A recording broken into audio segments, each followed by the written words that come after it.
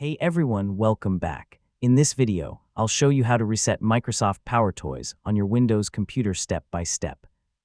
If PowerToys isn't working correctly, you've changed too many settings, or you simply want to start fresh, resetting the application can often solve the problem. So let's get started.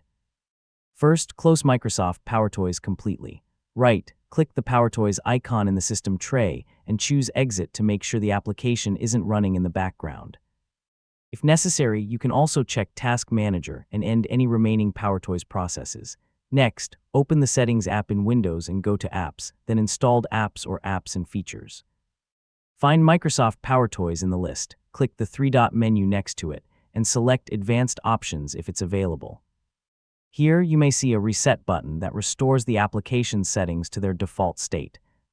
Click it and confirm your choice if prompted. If the reset option isn't available on your system, you can achieve a similar result by uninstalling PowerToys and then installing the latest version from the official Microsoft source. I mean, a clean reinstall removes corrupted files and restores the default configuration.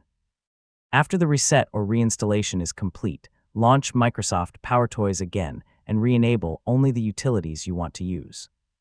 You can also customize their settings one by one to match your workflow. And that's it. You now know how to reset Microsoft PowerToys and restore it to a clean, default state.